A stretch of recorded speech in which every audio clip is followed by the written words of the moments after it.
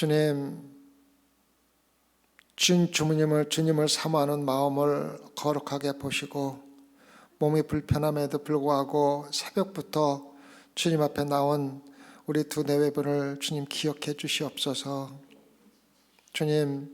주님께서 천국에 좋은 자리를 마련할 뿐만 아니라 이 세상에서도 남은 세상 건강하게 주님 잘 섬기다가 정말 주님 가운데서 주님의 영광 가운데 기쁨과 즐거움으로 함께 신앙생활 하시도록 주님 축복하여 주시옵소서. 이제 앞으로는 더 이상 아픈 것이 없게 해 주시고 몸이 불편하여 예배를 참석하지 못하는 일은 없도록 소망계 성들의 건강을 주님 지켜주시옵소서. 또 하나님 아버지, 우리가 오늘도 하나님의 말씀을 통하여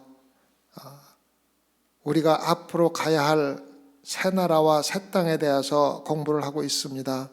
주님 함께 해주시옵고 특별히 깨닫는 영을 허락해 주시어서 저희들이 말씀을 깨닫고 예수 그리스도와 함께 걸어가는 귀한 신앙생활을 할 수 있도록 주님 축복하여 주시옵소서. 무엇보다도 요한계시록은 우리가 깨닫기가 힘든 하나님의 말씀입니다. 그래서 성령님께서 우리에게 지혜라 총명을 주지 아니하시면은 깨달을 수 없사오니 오늘 모인 당신의 자녀들에게 하나님의 거룩하신 성령께서 지혜와 총명을 특별히 허락하여 주시옵소서. 그래 단 한 명도 헛되게 돌아가는 사람 없이 주님 모든 것을 주님께서 주관하여 주시옵소서.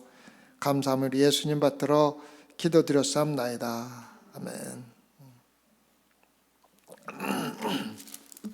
오늘 17장 1절부터 하겠습니다. 또 7 대접을 가진 7 선자 중 하나가 와서 내게 말하여 가로되 이리 오라. 많은 물 위에 앉은 큰 음녀와 받을 심판을 내게 보이리라. 7 대접을 가진 7 천사 중 하나가 다시 이야기를 합니다. 그래서 17장에서는 지난번에 바벨론을 제가 말씀을 드렸습니다. 바벨론은 인간들이 조직적으로 함께 모여서 힘을 키워서 하나님을 대적하기로 하는 그러한 단체를 갖다가 그러한 무리들을 갖다가 바벨론이라고, 다시 말하면 사단이라고도 하고 음녀라고도 하고 적그리스도라고 하고 삼위일체 모양처럼 사용하고 있는 말입니다. 그래서 바벨론은 조금 이따 나오지만은 음녀라고도 나옵니다. 음녀의 어미라고 나옵니다. 그래서 우리가 신앙생활 하면서 천사들이 우리에게 이야기하는 일을 앞으로 일어날 일을 우리에게 이야기해 줍니다. 내게 보이리라. 왜냐하면 앞으로 나올 심판을 우리에게 보이는 겁니다. 어저께 철야예배 때 제가 히브리서 13장 8절을 말씀을 이용해서 어제나 오늘이나 영원토록 동일하신 예수님에 대해서 과거의 예수님과 또 미래의 예수님과 또 오늘 우리가 살아가는데 필요한 예수님에 대해서 제가 말씀을 드렸습니다. 그래서 요한계시록은 미래의 예수님이 우리를 위해서 무엇을 하실 건가를 갖다 설명해 놓으신 게 바로 요한계시록이라면은 그 전에 있는 대부분의 성경은 예수님께서 어떻게 우리를 위해서 십자가에 돌아가셨고 어떻게 고난을 받으셨고 또 어떻게 우리를 구원해 주셨는가, 또 지금 3일 만에 부활하셔서 천국에 올라가신 것에 대해서 우리가 주로 말씀을 많이 듣습니다.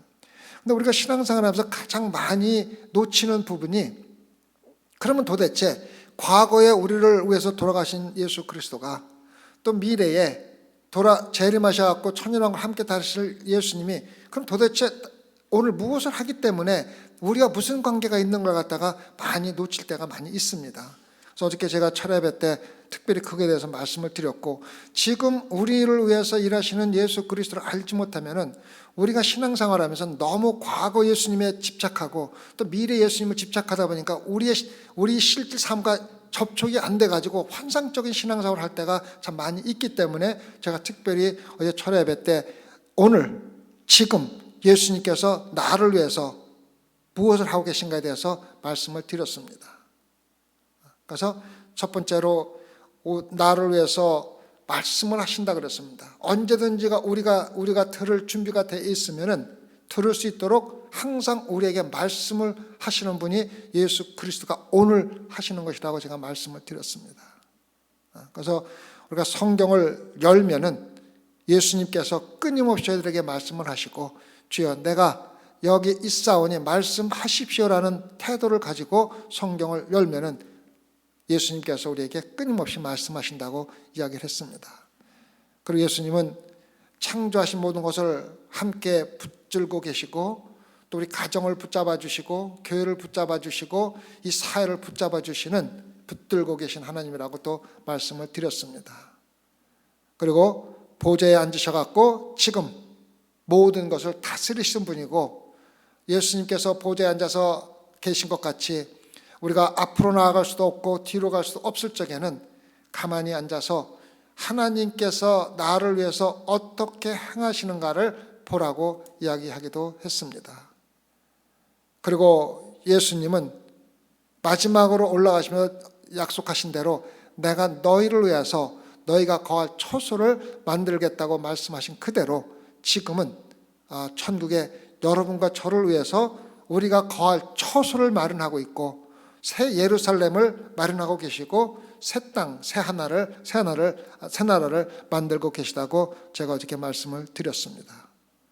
그리고 우리가 신앙생활하면서 약해지고 어렵고 힘들고 하나님의 일을 하다가 우리가 지치고 쓰러질 때 우리와 똑같은 느낌으로 우리를 동정하시고 은혜 가운데 우리가 필요한 것을 채워주시는 분, 다시 말해서 어부가 그물을 가지고 물고기를 잡다가 그물이 찢어지면은 앉아서 그것을 깁듯이 우리가 하나님의 일을 하다가 어렵고 힘들고 상처를 받고 몸이 피곤할 때 예수 그리스도가 우리와 똑같은 느낌으로 십자가에 돌아가신 예수께서 우리가 느낀 것을 똑같이 느끼시고 하나님의 은혜로 우리 삶을 키워주시고 무장시켜 준다고 말씀을 드렸습니다.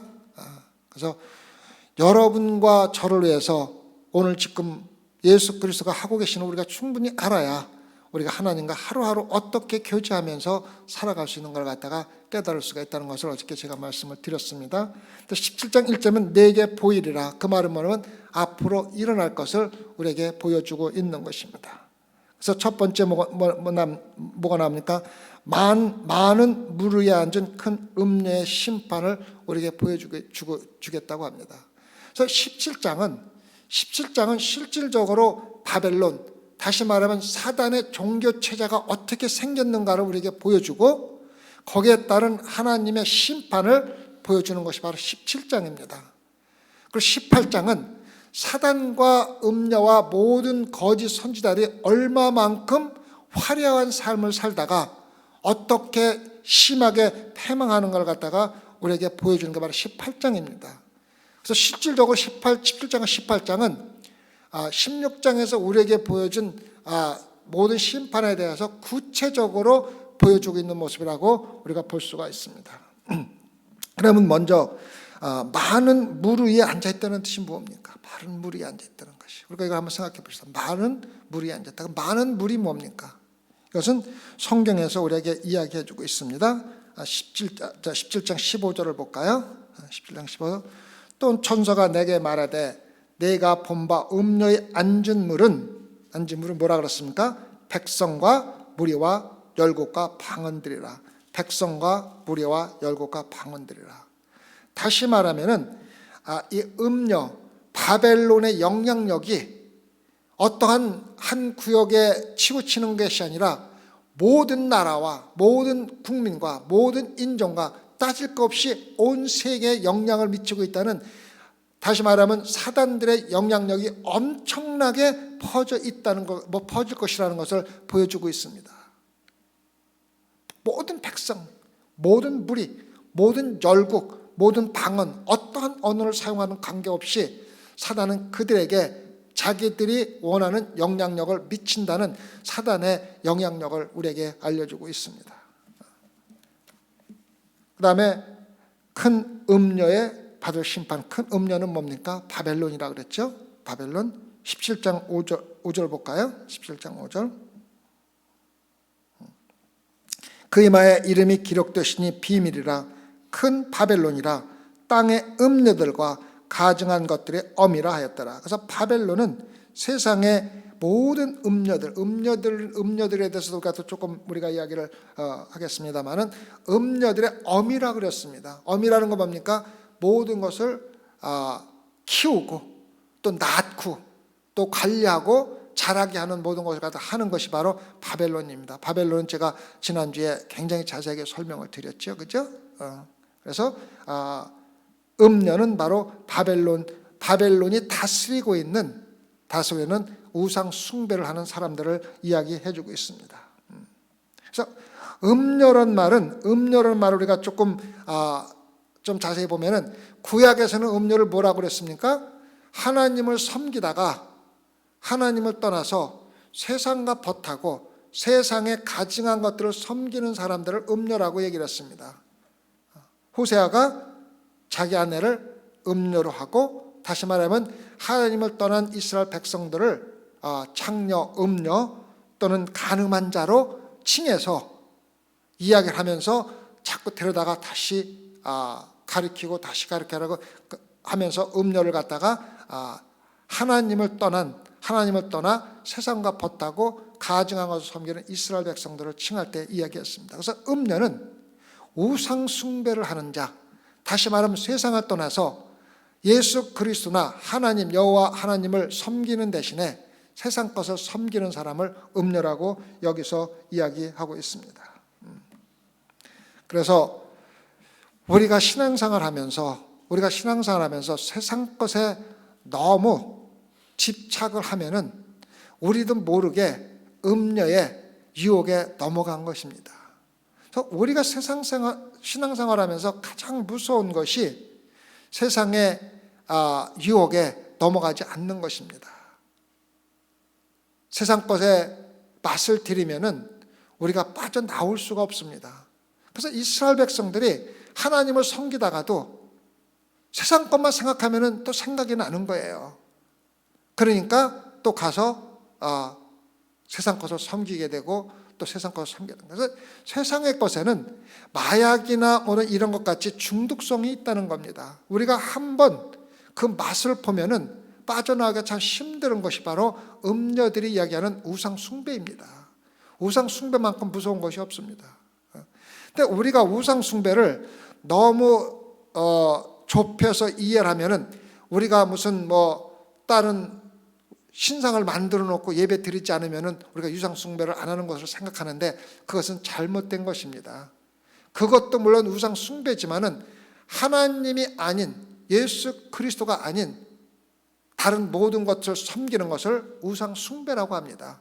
그래서 우리가 신앙생활하면서 하나님보다도 물질, 돈을 더 사랑하면은 우상 숭배고, 하나님을 섬기는 것보다도 자녀를 더 사랑하면은 자녀가 우상 숭배가 되는 거고, 심지어는 남편과 아내도 마찬가지입니다. 내가 하나님보다도 남편이나 아내를 더 사랑하면은 우상 숭배가 될 수 있다는 것입니다. 그래서 우상 숭배의 넓은 의미는 하나님보다 내가 더 사랑하는 어떠한 것을 바로 우상이라고 이야기를 하는 겁니다. 그래서 우리가 너무 우상을 좁게 생각해서 나는 다른 신에 우상 섬긴 적도 없고 다른 신에게 예배할 의미도 없다, 생각도 없다, 나는 우상 숭배를 하지 않는다고 생각하는 것은 잘못된 것이라는 것을 제가 먼저 말씀을 드리는 것입니다. 그래서 음녀는 바로 하나님보다는 우상을 더 숭배하는 자들입니다. 요한일서 2장 15절과 17절 볼까요? 요한일서 2장 15절과 17절입니다. 이 세상이나 세상에 있는 것들을 사랑치 말라. 누구든지 세상을 사랑하면 아버지의 사랑이 그 속에 있지 아니하니 이는 세상에 있는 모든 것이 육신의 정욕과 안목의 정욕과 이생의 자랑이니 다 아버지께로 쫓아온 것이 아니요 세상으로 쫓아온 것이라. 이 세상도 그 정욕도 지나가되 오직 하나님의 뜻을 행하는 이는 영원히 거하느니라. 그래서 세상에 있는 것들을 사랑치 말라고 그랬습니다. 그렇다고 제가 남편과 아내를 미워하고 자식들을 그러는 의미는 아닙니다. 자식과 아내를 사랑하고 가족을 사랑하되 하나님을 더 사랑하라는 것이지, 여러분들이 하나님을 더 사랑하면은 실질적으로 아내와 가족을 더 사랑할 수밖에 없다는 것입니다. 그래서 우리는 먼저 하나님을 더 사랑하고 세상 것을 사랑하면은 아버지의 사랑이 그 속에 있지 않냐다고. 왜? 세상의 것은 육신과 정욕의 안목에 있기 때문입니다. 그럼에도 불구하고 요즘 교회에서 너무 축복신앙에 매달리는 교회들이 참 많이 있습니다. 예수 그리스도를 믿으면 축복받는다는 것에 너무 집중할 것입니다. 근데 그 축복에 대한 정의만 똑바로 세워진다면은 그 복음에 전혀 문제가 없는데, 축복을 이 세상의 물질로 정의를 하기 때문에 문제가 되는 겁니다. 그래서 축복을 받는 건 당연한 것인데, 그 축복이 무엇이냐? 바로 예수 그리스도로 우리가 죄사함을 받고 영원한 영생을 얻는 것이 축복인데, 마치 세상적인 물질을 더 얻고 건강을 더 찾고 세상에서 출세하고 잘되고 그러한 것이 축복인 것처럼 설교하고 그러한 축복을 사모하는 것은 음녀의 우상 숭배와 조금도 다를 것이 없다는 것을 우리가 반드시 알아야 합니다. 목사님 너무 심하게 이야기하는 것 아닙니까? 신앙생활하면 축복도 오는 거 아닙니까? 맞습니다. 하나님께서는 우리가 먹고 입고 거주할 모든 것을 채워주십니다. 그것에 대해서는 조금도 의심할 여지가 없습니다. 그러나 우리가 그러한 것들을 예수 그리스도보다 더 사랑하는 것이 문제라는 것입니다. 그래서 우리가 하나님 말씀을 들을 때 너무 집착해서 마치 그것이 하나님 말씀의 전부인 것처럼 생각하면은 우리가 잘못될 수가 있다는 것을 우리가 잘 이해하고 신앙생활을 해야 됩니다. 그래서 제가 낮에 설교를 하고 또 이렇게 새벽에 설교를 할 때, 물론 금요 철야 예배 때는 금요 철야 예배 나오시는 분들이 신앙적으로 많이 성장해 있는 분이기 때문에 그분들에 맞게 좀 더 실질적인 설교를 하려고 노력을 많이 합니다. 그래서 여기저기 말씀을 건너뛰면서 얘기하지만은 새벽 예배와 주일 대예배를 강해식으로 모든 성경을 건너뛰지 않고 이야기하는 것은 여러분의 신앙이 한 곳으로 치우치지 않게 하기 위해서 하는 것이 뜻이 참 많이 있습니다. 저도 인간이기 때문에 제가 좋아하는 성경 구절도 많이 있고 제가 좋아하는 방향의 설교가 많이 있기 때문에 잘못하면은 제가 좋아하는 방향으로만 설교가 치우칠 수 있기 때문에 어떤 때는 우리와 아무 관계도 없는 것 같은 성경 구절이면서도 그 안에 찾아보면은 여러분과 저에게 주는 교훈이 반드시 있다는 것을 많이 깨닫게 됩니다. 그래서 우리가 세상에 살아나가면서 신앙생활하면서 축복에 대한 정의를 먼저 잘 내리고 너무 지나치게 물질적인 축복에 치중하는 것도 사단 마귀들의 끼임이며 유혹이며, 그것이 바로 여러분과 저를 음료로 만드는, 다시 말하면 물질을 우상 숭배하게 하는 하나의 계기가 될 수 있다는 것을 마음에 새겨두어야 합니다. 그래서 다시 말씀드립니다. 이 세상에 있는 것들을 예수 그리스도, 즉 하나님보다 더 사랑하는 것이 바로 우상 숭배이며, 그러한 사람들이 바로 음료라는 것을 마음속에 새겨두고 우리 신앙생활을 너무 넓게 하지 말고 너무 다 받아들이는 식으로 하지 말고 예수 그리스도한테 집중해서 예수 그리스도가 우리에게 말씀하시는 것이 뭔지를 두고서 생각을 해줬으면 좋겠습니다. 그래서 어떤 면에서는 우상 숭배를 앞으로 일어날 종교적인 문제와 굉장히 관련시키고 있습니다. 아까도 제가 말씀드렸지만은 17장은 바벨론의 종교 체제를 우리에게 이야기해 주고 있습니다. 그래서 이 세상에서 지금 사람들이나 거짓 선지자들이 하려고 하는 노력은 종교적인 통합을 이루려고 노력하는 것이 참 많다는 것입니다. 다시 말하면은 지금 기독교회부터 시작을 하면은 기독교의 종파가 여러 가지가 있습니다. 캐톨릭도 있고 감리교도 있고 장로교도 있고 성결교회도 있고 초교파도 있고 많은 교파들이 있는데, 그렇게 교파가 갈라진 이유가 뭐냐면은 각자 각자 강조하는 것이 다르기 때문입니다. 침례교회는 물세례 침례를 갖다가 강조하게 되고, 또 감리교회는 거룩함을 강조하게 되고, 뭐 이렇게 자기들이 강조하는 것들이 있기 때문에 각자 다른 종파로 나아가고 있습니다. 그런데 사단들이, 다시 말하면 사단들이 꾀하고 있는 것은 뭐냐면은 이런 모든 종파를 통합하겠다는 겁니다. 자, 우리가 통합하는데 문제가 되는 것이 참 많습니다. 외치다 교회가 4개가 있습니다. 교회가 하나로 되기 위해서는, 다 통합하기 위해서는 뭐가 필요합니까? 타협이 필요합니다. 침례교에서 강조하고 주장하는 게 있고, 장로교에서 강조하고 주장하는 게 있고, 감리교에서 주장하고 강조하는 게 있고, 또 우리 교회에서는 또 나름대로 주장하고 강조하는 게 있습니다. 그러면 이 4개가 하나 되기 위해서는 각자 강조하는 것을 버리고 통합, 공통적인 걸 찾아야 됩니다. 그것이 무엇을 의미하냐면은 그 가운데서 예수 그리스도를 빼내야 될 경우가 있다는 것입니다. 왜? 사람들이 더 타협하다 보면은 예수 그리스도가 빠져야 된다는 것입니다. 예수 그리스도가 주장하는 것은 뭡니까? 자기가 주인이 되고 자기가 모든 것에, 예수님이 모든 것의 중심이며 모든 것이 예수 그리스도 없이는 아무것도 안 되는데, 각자 주장하는 것이 다른데 주장하는 것을 통합하기 위해서는 가장 중심이 되는 예수 그리스도를 빼야 될 경우가 있다는 것입니다. 특히 캐톨릭에서 주장하는 것은 기독교뿐만 아니라 모든 종파를 통합하자는 겁니다.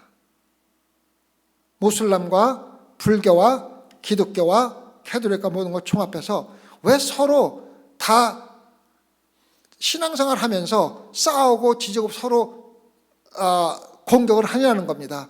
그것을 다 버리고 통합하자는 겁니다. 하나의 종교로 만들자는 거예요. 캐톨릭의 주 목표가 그겁니다. 그래서 캐톨릭은 다른 사람들과 다른 종파들과 만나서 타협하는 데 주저하지 않습니다. 그러면 가장 큰 문제가 아까 말씀드린 대로 예수 그리스도 외에는 구원이 없다고 그러는데, 예수 그리스도를 버리지 않으면은 다른 종파 통합할 수가 없고 타협할 수가 없는 겁니다. 그래서 캐톨릭에서 말하는 것은 예수 그리스도를 믿되 예수 그리스도를 통해서만 구원을 받는 것이라는 것을 믿되, 너무 주장하지 말고 옆으로 좀 놓고 그 사람들과 타협을 해서 하나 통합을 해보자. 그러면 세계의 평화가 이루어질 거 아니냐.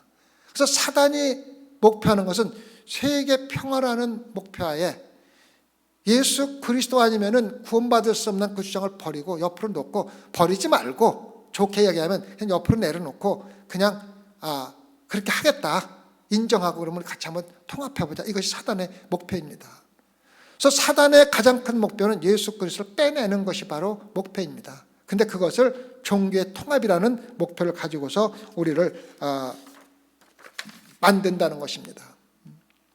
그래서 우리가 신앙생활 가만히 보면은 지금 이러한 모든 것이 일어나는 지금 시대가 대환란기의 후반에 일어나는 것을 지금 이야기하고 있습니다.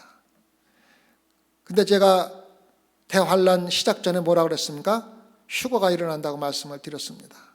가장 신실하게 믿고 정말 하나님께서 사랑하고 하나님을 사랑하고 하나님께 모든 헌신을 하는 자들은 들려 올라갑니다. 세상에 남은 건 뭡니까? 형식적인 종교인들만 남는 겁니다. 대부분의 교회들이 그대로 있을 겁니다. 그런데 그 안에서 예배드리고 하나님을 섬기는 자의 대부분이 종교의식과 종교 행사로 만족하는 사람들만 남게 됩니다.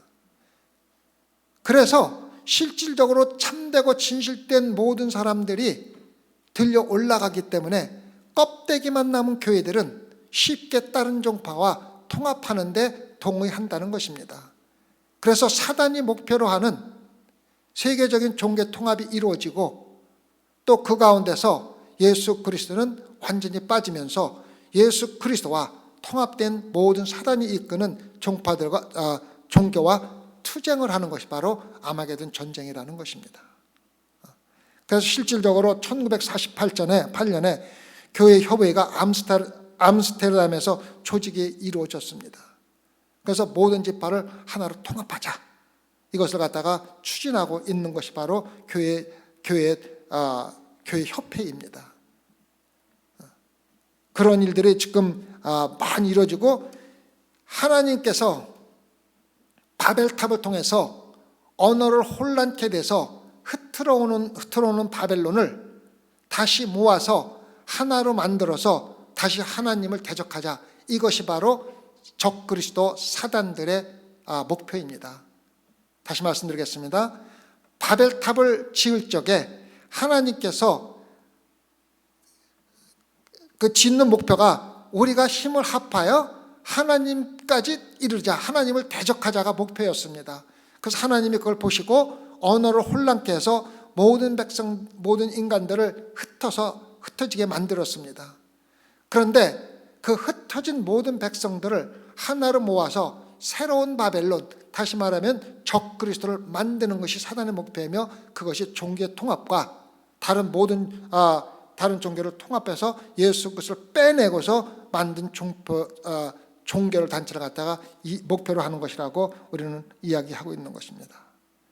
그래서 앞으로는 모든 종파들이 하나가 될 확률이 큽니다. 그것이 바로 세계 평화를 위한 조직회에서 각 종교의 대표들을 모아가지고 실질적으로 진행하고 있습니다.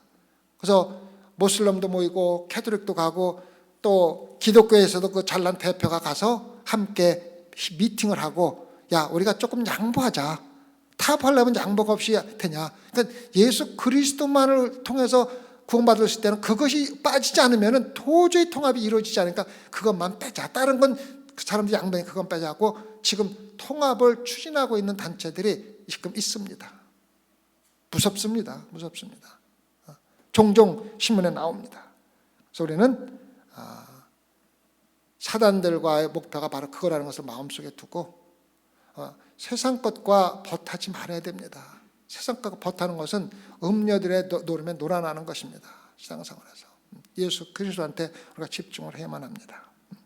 그래서 많은 무리에 앉은 음녀는, 다시 말하면 적그리스도, 바벨론의 수하에 있는 음녀가 모든 나라, 모든 방백, 모든 언어를 통합하는 엄청난 큼을 가지고 앉아있다는 것은 뭡니까? 어저께도 말씀드렸죠. 다스린다는 뜻입니다. 다스리고 있다는 것을 우리에게 보여주고 있는 것입니다.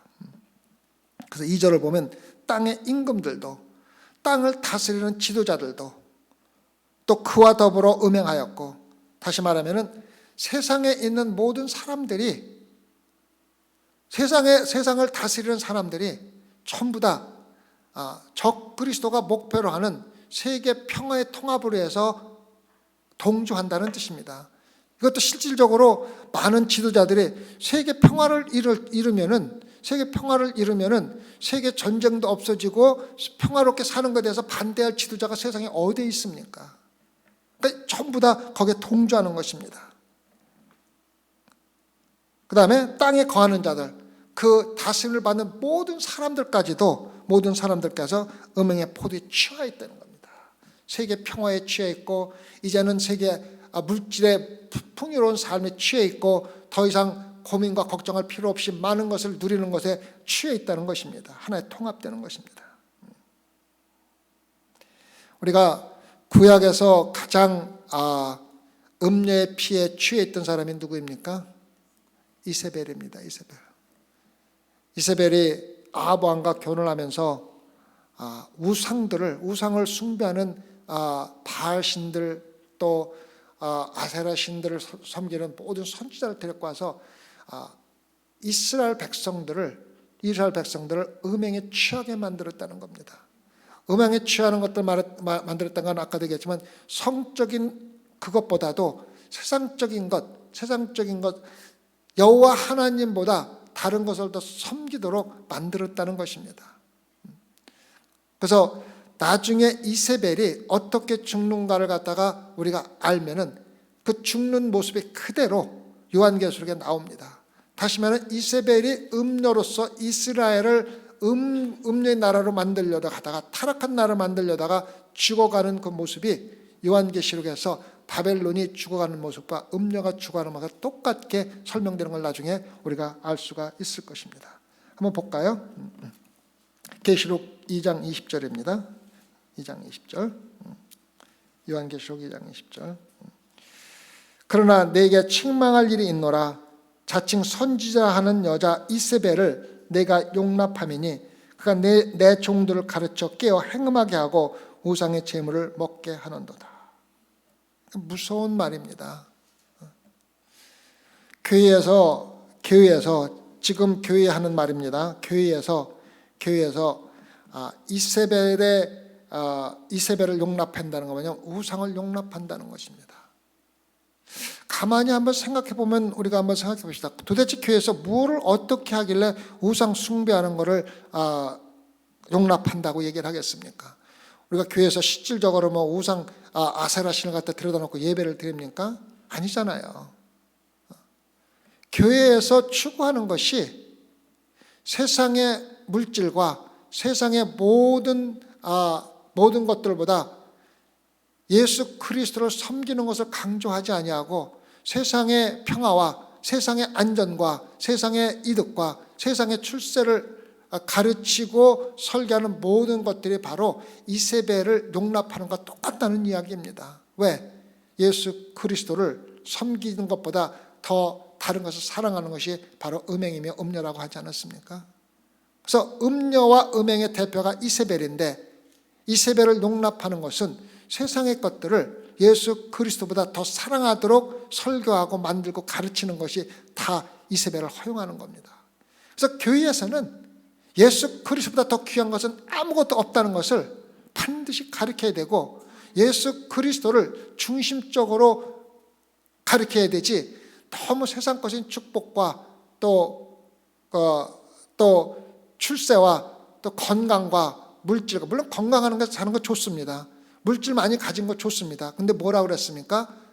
건강이나 물질을 더 사랑하는 것이 문제라고 얘기를 했던 것입니다. 제가 우리 우리 아들이 어렸을 때 이야기를 조금 하고자 합니다. 우리 아들이 지금 자마라는 게 있습니다. 자마가 있어서 청년들을 이렇게 모아가지고 굉장히 영적으로 가르치고 신앙을 키워주는 그런 모임이 있습니다. 달라스에서 가끔 있고 우리 교회도 아마 제가 감리교회 있을 때 가끔 갔거든요. 그래서 우리 아들이 중학교 때인가 거기를 갔다 왔어요. 갔다 왔더니 거기 다시 더 이상 가지 않겠대요. 그래서 왜 그러니 그랬더니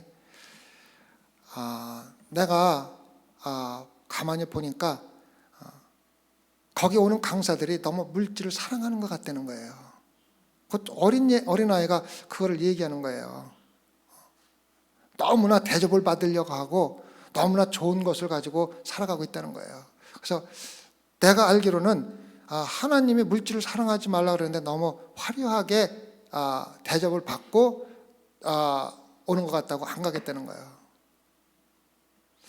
가만히 생각해 보니까는 맞는 것 같아요. 우리가 신앙생활하면서 물질을 사랑하는 것이 얼마나 위험한가 어린아이들이 보면서 깨닫는 거예요. 그래서 우리 아내가 조엘 목사님이 쓴 7가지 긍정의 삶을 사는 그 책이 나왔었어요. 그래서 그 당시만 해도 막 한국 사람들이 막 그 책이 좋다고 해서 막 사다 줬거든요. 그래서 우리 아내가 그거 사가지고 아이들한테 읽으라고 줬더니 우리 아들이 안 읽겠다는 거예요. 그래서 왜 그러니 그랬더니 그 어린애가 조엘 목사가 엄청나게 물질을 사랑하고 몇백억의 그래서 물질 위주의 축복 위주의 설교라고 가르치는 걸 아는 거예요, 어린아이들이. 그래서 어른들이 신앙생활하고 가정삶을 하면서 물질을 사랑하는 모습을 자식한테 보여주는 것이 자식들에게 신앙적으로 예수 그리스도를 떠나게 하는 큰 원인이 될 수 있다는 것을 알아야 된다는 겁니다. 그래서 가정에서 넉넉하게 사는 것도 좋고 좋은 차, 좋은 집 다 좋지만은 물질을 너무 사랑하는 모습들을 자식들에게 보여주면 그 어린아이들이 아무것도 모를 것 같지만은 정말 어른들보다 더 순수한 마음으로 다 보고 있다는 걸 갖다 보고 제가 우리 자식들로부터 배울 때가 많았습니다. 그래서 지금 생각해 보니까 우리 아내하고 생각하면서 여보 진짜 그때 안 읽은 게 참 다행이네. 그 책 속에 전부 다 뭐 예수 그리스도보다는 긍정적으로 세상에서 어떻게 살아가고 어떻게 출세하고 이런 것만 적혀 있는데 아들이 안 읽은 게 참 다행이라고 그렇게 우리가 이야기한 적이 있습니다. 그래서 우리가 어떤 때는 말이야 순수한 어린아이들부터 배울 때가 있습니다. 그래서 우리가 신앙생활하면서 자녀들에게 모범이 되는 것은 정말 세상적인 것보다는 우리가 예수 그리스도 외에는 아무것도 없다는 것을 깨닫는 그러한 모범의 삶을 우리가 보여야 한다는 것을 볼 수가 있습니다. 그래서 계시록 18장을 보면은 어떻게 바벨론이 망하는 걸 갖다가 얘기해 줍니다. 18장 21절과 18장 21절에서 23절 볼까요? 이에 한 힘센 천사가 큰 맷돌 같은 돌을 들어 바다에 던져 가로되 큰 성 바벨론이 이같이 몹시 떨어져 결코 다시 보이지 아니하리로다. 등불빛이 결코 다시 네 가운데서 비추지 아니하고 신랑과 신부의 음성이 결코 다시 네 가운데서 들리지 아니하리로다. 너희 상고들은 땅의 왕족들이라 내 복수를 인하여 만국이 미혹됐도다. 여러분, 이세벨이 어떻게 죽었는지 기억하십니까? 위에서 돌로 떨어뜨려서 죽지 않습니까? 그렇지 않습니까? 그래서 음녀의 상징인 이세벨이 죽는 모습과 바벨론이 죽는 모습이 똑같다는 것을 요한계시록 우리한테 보여주고 있는 겁니다. 이 말은 뭐냐면은 여러분과 제가 예수 그리스도보다 세상의 것을 더 사랑하고 음녀의 삶을 살면 이렇게 비참한 죽음을 죽을 수가 있다는 것을 우리에게 보여주고 있는 것입니다. 여러분, 우리가 세상에 살아나가는 것은 정말로 한 해 풀과 같고 또 오늘은 폈다가 내일은 죽어가는 꽃과 똑같은 것입니다. 어저께도 얘기했지만은. 그래서 우리는 이 세상에서 곧 사라지고 죽어야 될 것이라는 것을 깨닫고 있습니다. 그러나 우리가 어떠한 모습으로 어떠한 상태로 죽는가가 참 중요한 것입니다.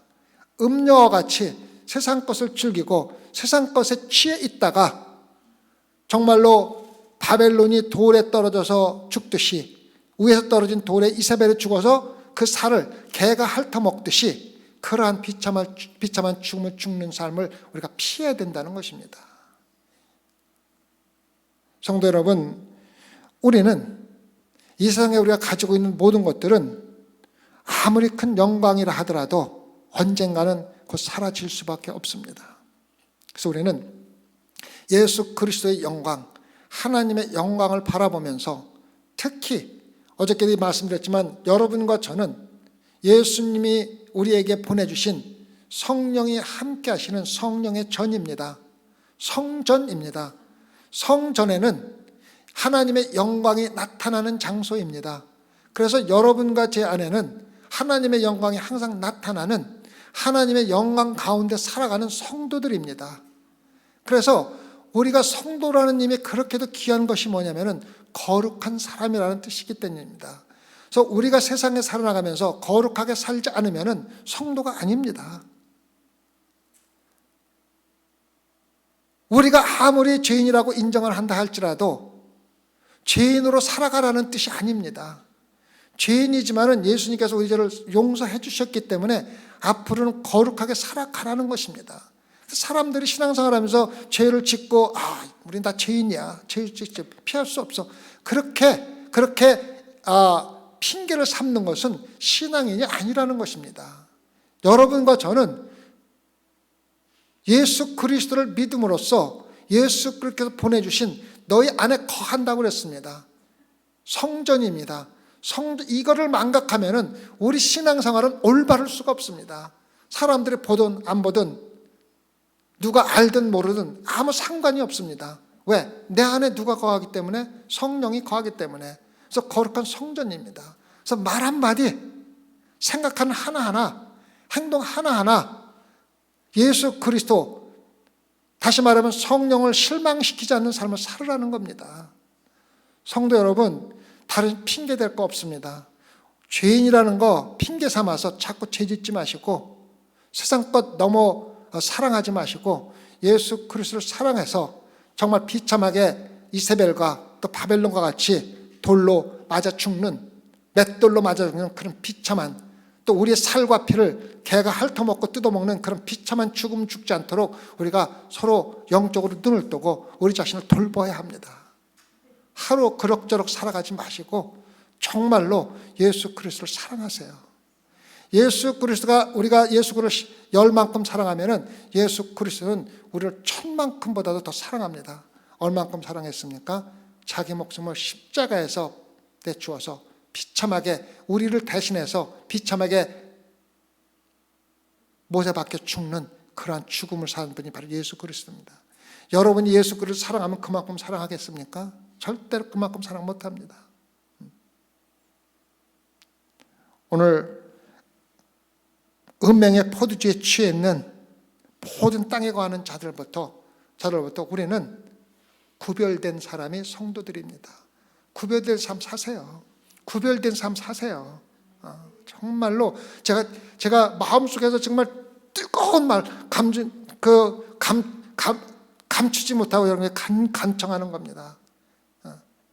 거룩한 삶 사시고 음행의 포도주에 절대 취하지 마세요. 세상 것에 취해 있지 마세요. 세상 것은 반드시 사라지고 없어집니다. 그래서 소망교회 적어도 새벽녘에 나오신 여러분들은 정말 거룩한 성전으로서 하나님의 영광 가운데 거하다가 하나님의 영광의 나라에 갈 수 있는 귀한 소망교회 성도 되기를 진심으로 간청하는 것입니다. 기도하십시다. 주님 맞습니다. 우리는 죄인입니다. 그렇다고 죄인으로 살아갈 필요는 없고 예수 그리스도가 용서해 주셨기 때문에 더 이상 우리는 죄인으로 살아가서는 안 되는 성도들입니다. 주님, 세상에서 음행의 포도주, 즉 세상 것들의 화려함과 세상 것들의 안일함과 세상 것들이 주는 평안함을 추구하면서 음행의 포도주에 취해서 살아가는 소망교회 성도들을 단 한 명도 없도록 주님 인도하여 주시옵소서. 내가 가지고 있는 물질을 어떻게 하면 단 한 명의 생명이라도 구하는데 사용할 수 있는가 기도할 수 있게 허락해 주시옵고, 또 내가 가지고 있는 달란트를 어떻게 하면은 아직도 믿음이 없는 사람들에게 믿음을 키워주는데 사용할 수 있는가 고민할 수 있게 허락해 주시옵고, 또 우리가 그 방법을 찾을 수가 있다면은 아낌없이 물질을 드리고 아낌없이 우리 달란트를 드리고 아낌없이 우리의 시간을 드릴 수 있는 거룩한 성도의 삶을 살 수 있게 주님 인도하여 주시옵소서. 가지고 있는 것으로 만족하지 말고 나만을 생각하지 아니하고 주 예수 그리스도를 생각할 수 있고 주 예수 그리스도를 먼저 내 마음속에 담을 수 있는 정말 귀한 성도들로 인도하여 주시옵소서. 부족할 때 하나님께서 힘 주시고 능력 주시고 취하는 음행의 세상 것에 취하려 할 때 주님 저희들에게 깨닫는 영을 허락해 주셔서 예수 그리스도에게 즉시로 돌아올 수 있는 축복도 허락하여 주시옵소서. 감사함을 예수님 받들어 기도드렸사옵나이다. 아멘.